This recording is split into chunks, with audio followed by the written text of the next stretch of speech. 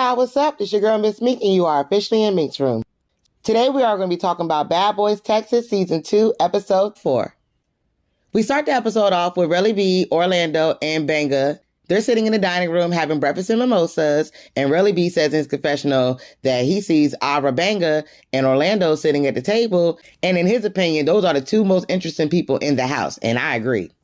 Benga says to the boys that the club last night was turned up, and Relly B tells him that he feels like he's being a little bit distant, and Benga agrees. He says, you're right. And in his confessional, he says that he's been a little distant because he got a lot of stuff on his mind because he got a lot of shit that he got to handle. Orlando said that he had a good time last night, but he had to fall back just a little bit because he's not really interested in the strip clubs because he's married. And he was making a lot of sense until he wasn't. These bitches on my dick fucked me over 10 times over. Everybody know my daddy Michael Jackson. Everybody know my mama's Elvis and shit. And it's cool, you know, now it's cool. Your dad is Michael Jackson? Motherfucker, you know what I'm saying? Yeah, you know, put it together, you know what I'm saying? The one motherfucking on me. And then saying, yeah, and this bitch. Yeah, you know what I mean? If she's not too much of that Michael Jackson, that bitch gonna need a new nose. And I love how Benga was like, oh, for real? Michael Jackson, your daddy? For real? Elvis left the building and I take these hoes to Graceland. Nigga, what? See, this is the shit I was talking about, Orlando. I was waiting for your slip to show, but baby, that crazy side is starting to slip through because I don't know what he was talking about. But what I will say is that Benga's new confessional look, I'm really feeling it. He looks so handsome. I know I roasted his ass on the first episode, but he definitely redeemed himself. Go ahead, Benga. Benga tells Relly B and Orlando that he's been a little bit distant because he got a lot of stuff on his mind and he still got stuff to handle with Big Lou. And Relly B was like, dang, I thought that was over with. And Benga was like, nah, ain't shit over. I still got to get my lick back from Big Lou. Relly B tells Benga, look, you just need to calm down. And Benga cuts him off and said, no, I don't need to calm down. I'm going to get my lick back. Relly B tells Benga that I hope y'all can sit down and talk it out. But if y'all can't, at least get that shit out y'all system before we get on the road. Because I ain't trying to take that with us on the road. And Benga said, yeah, I want to get it out before we get on the road too. We can go right now. Benga is not playing, y'all. He's definitely going to do his big one and get his lick back from Big Lou. And he don't care what nobody got to say about it. So then we cut to the next scene and we see JB sitting at the table with Carry On and Raz B. And they chopping it up about last night at the club at Area 29. They popping a bottle of champagne and Carry On was like, oh, you feeling toasty, my boy. I'm finna get toasty right with you. Yeah, yeah. They talking about JB's performance. He came with the heat on stage and Raz B did his thing on stage. He did a little bit too much of his thing on stage, okay? He done turned bump, bump, bump into hump, hump, hump. He tells the boys, yeah, I was lit as hell last night. I was trying to take one of them strippers home while you bullshitting. And they looking at him like, yeah, nigga, we saw you. JB says in his confessional that Raz B was kissing the strippers and licking their booties. Like, what? Nigga, did you forget about COVID? Ugh, you COVID-y? So the boys are ready to go back outside and they talking about where they're going to go tonight. And JB, he suggested they go to Club Heart, which is one of the biggest clubs in Houston. Raz B brings up Benga and he was like, Benga was a little to himself and a little closed off from everybody else. JB says that we did get him a little bit hype in the sprinter though. We had him dancing and he had smoked a little weed. He did open up a little bit. And then Carry On was like, yeah, but he's hot and cold. Like, one minute he's up, and then the next minute he goes right back down to his slump. Raz B says, but when we love on him and show him a little bit of attention and hype him up, that's when he opens up more. So I think we need to do that a little bit more. And JB and Carry On, they can agree to that. And they also say that they feel like Benga is closed off because he don't trust anybody because of his past and everything that he went through. So they just want him to feel like he's a part of the group as well. So then in the next scene, we see Benga in his room talking on the phone with his grandma. And Jonathan comes strolling in like, hey, Benga. And the look on his face was like, oh, shit. But Jonathan says in his confessional that he woke up with something heavy on his heart. And he just wants people to feel comfortable. And he want to make people feel good. So he walks in the room. He's like, hey, Benga, what you doing? And Benga was like, I'm just talking on the phone with my grandma. And Jonathan was like, hey, Granny. But Benga is looking sus. He looking like, yo, am I going to have to fight this big ass nigga over my room? Oh, shit, here we go. But Jonathan isn't on that type time. He walks in with positive vibes and he tells Benga, I actually got you something because I didn't like what you wore at the club last night. And why you still got that shit on? And Benga was like, I was just trying to be comfortable. And Jonathan was like, damn, you going to wear that all season? Then he sees Benga's shirt on his bed and he was like, oh, okay, I like this. Let me find out you got a little swag. okay, I thought you ain't had no swag, so I went and got you some stuff, girl. And Benga was like, what you get me? And he pulls out all the stuff that he got for him at the mall. He got him a few outfits and some pink slides because Benga loves color. And he got him some fresh whites. And he said that he got him a size 8.5, which actually, come to find out, fits Benga. And I'm so happy Jonathan did that for him. That was the sweetest thing, y'all. That just made me love him even more. And I'm happy to see that Benga is actually opening up to somebody and confiding in somebody, because they end up talking about Big Lou and how he feel like he needs to get his lick back. And Jonathan says, bruh, I just brought all these clothes up on her for you and you still want to fight. Why? And Benga was like, yeah, it ain't over. I still want my lick back. And Jonathan was like, you already fought him 4 times though. So what if y'all fight again and you lose again? Then what? And Benga was like, if I lose again, then oh well. If I lose again, it's over with. And Jonathan was like, well, go ahead and get your lip back then. Go ahead. But after this is over with. And Benga was like, all right, he agrees. Jonathan says in his confessional, girl, you still want to fight that boy? Like, girl, it's over with. But if I would have got my ass whooped 4 or 5 times, I would have won my lip back too. Shit, I was going to get my lip back. So go ahead, girl. Go on and get it. Go on and get your lip back. So we cut to the next scene and we see Razby and Orlando sitting outside at the pool and they talking, chopping it up and catching up. We actually find out in Razby's confessional that they've known each other for years and that he was so excited to hear that Orlando was going to be in the house. Razby starts the conversation off by giving Orlando his flowers, saying that he paved the way as a child actor for other artists and people like him to come onto the scene and do their thing. He says that Orlando is his little big bro and that he grew up watching him on TV. And unfortunately, when you're a child star growing up in the limelight, that it can be damaging. But he's proud of Orlando for putting himself back out there and getting to the bag and getting back to work. And Orlando, he thanks Razby and he tells him that every day, everybody wakes up with a chance and a choice. And it's all about the choices that you make with this second chance that he was blessed with. So Rellaby and Jonathan, they come outside to the pool and they join Razby and Orlando in a conversation. And Rellaby tells the boys that they're going to throw a house meeting so they can talk about everything that has led up to this point. Razby brings up Benga and he was like, well, he feel like he's being a little bit distant and he just wants him to open up a little more. He knows that we're going to fight. We're going to get into it. But at the end of the day, we are bad boys, but we are brothers too. And we have to find a way to get back right. And Rellaby says, well, my whole thing is I'm just tired of all the fighting. Like, y'all don't have to fight over every single thing. And he wants to fight again. And Jonathan says he wants to get his lip back. And Razby and Orlando like, for what? Like, he done fought the boy about 4 or 5 times. Like, damn. Plus, he got his licks in. Orlando says in his confessional, I ain't never seen no shit like this. I ain't never seen somebody want lick back after lick back, getting the lick back after you got the lick back from the lick back. This shit is crazy. Then Razby points out Rellaby's ankle monitor, and he was like, damn, bro, you a real criminal, huh? How long you had that on? And Rellaby was like, ooh, girl, I don't know. But I ain't got no travel restrictions, though, and I still rock designer. Mm-hmm. And Jonathan was like, yeah, them Gucci slides with that bleach spot. Rellaby was like, girl, don't do me. You know I be cleaning up around her. He must have got that stain when he was cleaning up Anthony's garage after Chef D left the maggots up in there. Mm-hmm.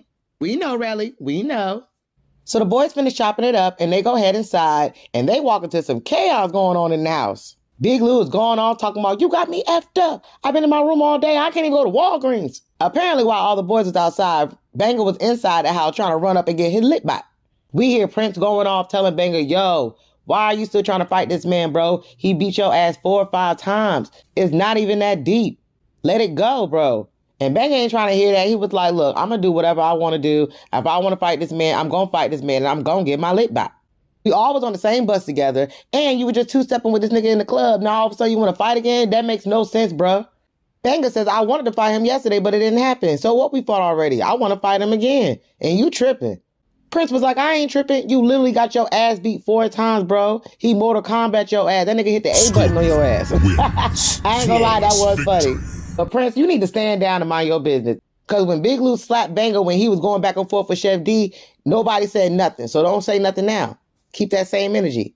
Rellaby suggests to the boys that they all go into the game room so that they can have their house meeting. And he says in his confessional that he already know that Benga ain't down to talk. He ready to throw them hands because he want his lip box.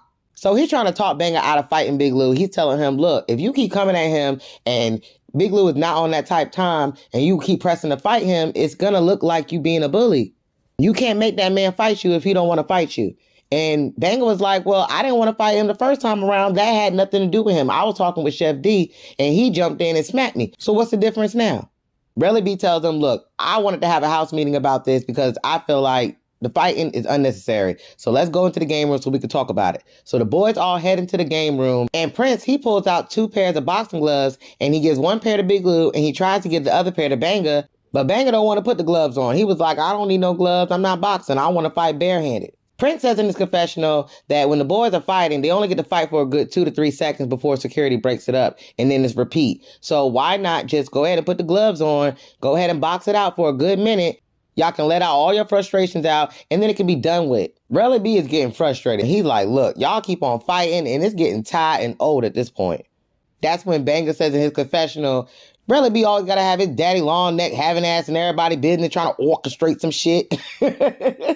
But I don't understand why everybody's getting mad that I want to fight Big Lou again.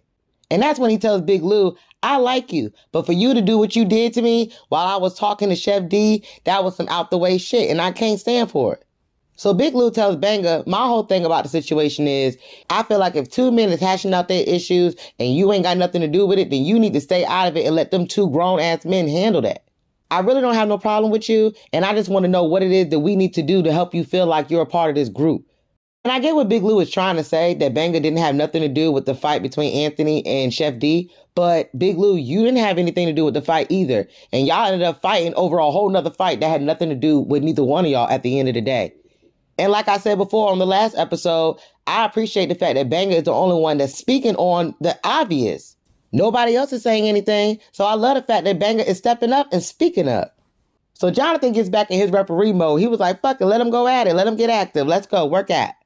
So security backs up and they go ahead and square up, and baby, they start going at it. And at first, Benga took the first few swings and he didn't connect with anything, but baby, when he did, he almost knocked Big Lou's head off his shoulders, y'all. He started tagging Big Lou's ass, and he did get a lick in, I ain't gonna lie on him. But Benga started working that ass. He wanted that lick back. And then they ended up getting locked into each other, so security had to break them up and try to pull them apart.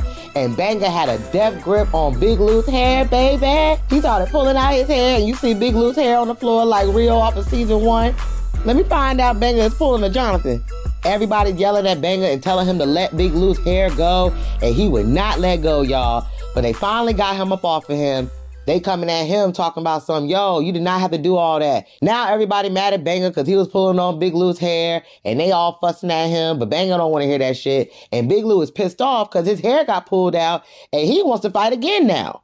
So he's running around trying to get through security and get to Benga, but security won't let him through. He trying to jump over them to swing on Benga, and he missed. And everybody like, nah, let Big Lou get his lick back. This is exactly the point that we was trying to make. If Benga was going to get his lick back, that's going to make Big Lou want to fight again. Now he want his lick back, and y'all talk about, nah, that's not fair. We not doing that.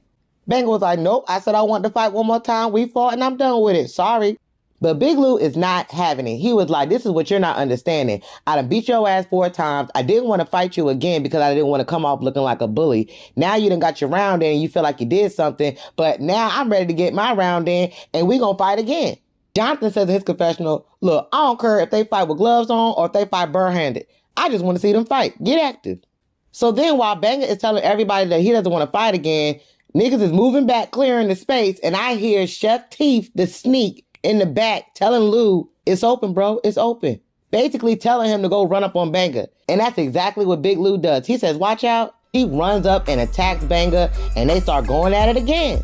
They both got their licks in, but this fight was pretty much what, and I think Big Lou put Benga in a headlock, and security ends up breaking them up. And now Benga is pissed off all over again, and he wants to fight again, and everybody like, nah, it's done, bro, it's over with. And Relly B starts yelling across the room at Benga, talking about, yo, it's over with. It's aggravating at this point. If you want to keep fighting, then take your ass home. Take your tired ass home. I'm not understanding why you want to keep fighting this boy. It's OV. And Benga turned around was like, yeah, and we fought. So what now? And Relly was like, okay, you fought and it's over with. If you want to keep on fighting this man, you can take your fighting ass home. Benga is pissed off and fed up, and he goes to his room talking about, I'm tired of all this favoritism, BS going on. I wanted to fight that man and get my lick back, and that should have been the end of it. Big Lou is still going off, running his mouth, talking about how he really didn't fight Benga like that. He just did that so he can feel like he got his lick back, so the shit can be over with. But I think he just said that because he really didn't get the best of Benga like he did in the last episode, and he was just trying to save face. So they're all in the game room, huddled up, talking about the fight, and JB says, look, if I would have lost 4 or 5 times, I'd have been down to scratch too. Brother B was like, look, do y'all want to just vote this nigga out or y'all want him hurt? What y'all want to do? Chef T barely asked wants to vote because he said he feels like this situation going to keep going on and on. JB, he agrees and he was like, yeah, I'm down for some fresh meat in the house. And Jonathan shuts that shit down. He said, no, we not voting him out of her. And I love that he did that because he's the only one that had Benga's back in that moment. And all them niggas put their hands up and was like, well, I guess we not voting then. Damn right, Jonathan. That's why I love him. And I'm so glad that he shut that down. Because that would have been so messed up if they would have voted him out and sent Benga home and they kept Chef D with his sneak jumping ass in the house. So JB was like, look, bump all that. Are we still going outside and getting paid tonight at the club? Like, what's up? What we doing? And Rella B, he was like, yeah, we need to go because we got to be there at 12:15. So we need to go ahead and get packed up, get our clothes on, and get up out of her. So the boys disperse and they all go into their rooms to get dressed and they're all packing up their stuff because this is their last night in the house so they can all head out to Austin, the ATX, baby. So in the next scene, the boys are all dressed up and they're getting on the bus to head out to Club Heart tonight. So Prince tell everybody on the bus, look, y'all, we about to head out to the club. We about to turn up and have a ball. But on the real, last night, Razby, you embarrassed the F out of me, bro. Like, I literally had secondhand embarrassment from the way your ass was acting on that stage last night. We were at a strip club, bro. The focal point is the women, and how you was acting was highly inappropriate. He says in his confessional, bruh, it was a strip club, not the Millennium Tour. The fuck? And Razby was like, okay, I was a little bit too turned up. I just got off the Millennium Tour, just made $28 million. And I'm like, Razby, where? I went to the Millennium Tour, and it was at least 7 or 8 other acts and about 22 other people that you had to split that $28 million check with. After that check was split, your ass probably didn't even make a whole million. So cut the shit. And then at that point, Big Lou tries to clear the air with Benga, and he tells him that he's been on his mind all day, and he really wants him to feel like he's a part of the group, and he wants him to be involved this time around. I know you probably feel like nobody messed with you, and everybody is against you. And Benga agrees, and he says he does feel like the majority of the people in the house are against him. So I love the fact that Big Lou acknowledges Benga's feelings, and he tells him that I don't want you to feel that way, and I want you to feel like you're a part of the Bad Boys group, because you are. You're a bad boy too, just like the rest of us. And the boys tell them to hug it out, so they get up and they hug it out, y'all, and they make up. And I'm so glad to see that the beef is finally over. So they all ready to turn up now. They on the way to the club. They lit, they drinking, dancing on the bus, and they pull up the Club Heart. The club is lit. They taking pictures with the fans, and they coming in, popping bottles, drinking in the club. Benga says in his confessional that he just want to do his Tina Turner dance. R.I.P. to the legend, y'all. Tina Turn up in this bitch. He gets to dancing in the club and finally loosens up, and I love to see it. Jonathan is having his own party outside. This nigga is doing a 2-yard dash in the middle of the street, got security chasing behind him and shit. We never ran off on no bar, but we still be hopping our cuz. Straight up. Running. So the boys are leaving out of the club and they get back on the bus, and now they are on the road to Austin. And they're on the bus talking about what Austin is going to be like and what's it going to give. And Orlando comes out of nowhere talking about Raz B. I don't know why you felt the need to tell me that Chef D was supposed to be putting hands on Prince. Raz B looking at him like, what? He says in his confessional, I took it upon myself to tell Lil Bro about the situation between Chef D and Prince and that there's some beef stirring up. And I was just telling him so he can get up out the way. And everything that I told him was in confidence. I don't blame him for being transparent with everyone, but at the same time, I didn't expect everyone to be privy to that information. And now I regret even telling him. He's on the bus trying to explain to Orlando that that information was only for him.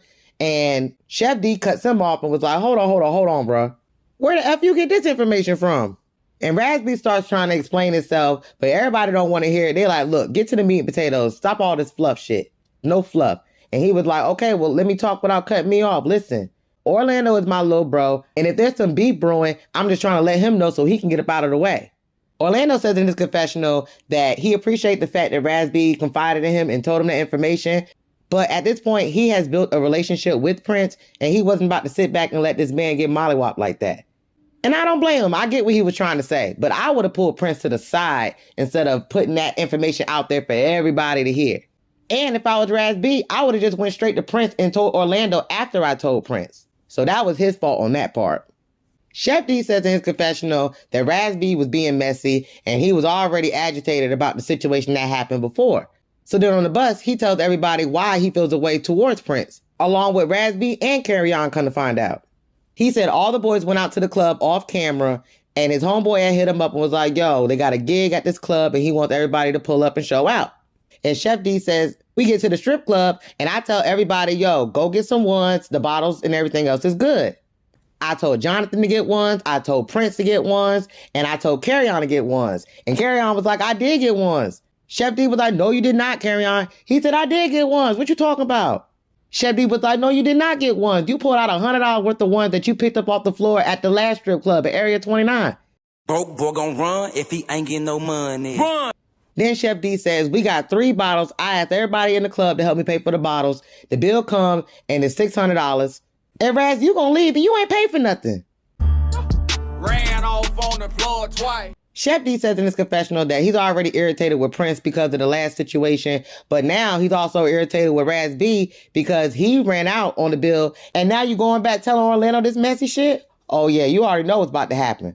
So he stands up and he starts going off on Raz B with his plate in his hand talking about, yo, why would you leave from the club and just run out on the bill like that? That was messed up. And next thing you know, baby, this nigga runs up on his sneak tip and throws the food in Raz B's face and tried to steal off on him. My nigga hungry, he'll eat the plate. Everybody jumps in trying to break it up and security trying to break it up. And the episode goes off, y'all. I'm like, bro, this nigga here, why does he keep on jumping on people? He won't square up for nothing, yo. I'm so tired of Chef D. I wish that they would just vote him off. This shit is crazy. But y'all drop down and get your eagle on in the comments and tell me what y'all thought about this episode. And on the next episode, we're going to see the aftermath of the fight on the bus between Raz B and Chef D. We also see Chef D try to charge at Carry On. I can't wait to see the aftermath of that fight because I want to know if Carry On is going to fight back this time around. So go ahead and drop down in the comments and tell me what you guys thought about the episode. Tell me what you guys thought about my review. And tell me how you guys feel about Benga finally getting his lip back. I want to know who you think won the fight, Benga or Big Lou? Or do you think the fight was a draw like I do? How do you guys feel about Benga almost getting voted out of the house and not Chef D? And I want to know how you guys feel about Chef D jumping on Raz B on the bus. I want to hear all your thoughts, so let's have a conversation down below. That's all I got, you guys, so go ahead and subscribe to my channel if you haven't already. Like the video before you click off the video. Share if you care. And hit the notification bell button so you can get the drop every time I drop. I love you guys. I will see you on the next video. Bye.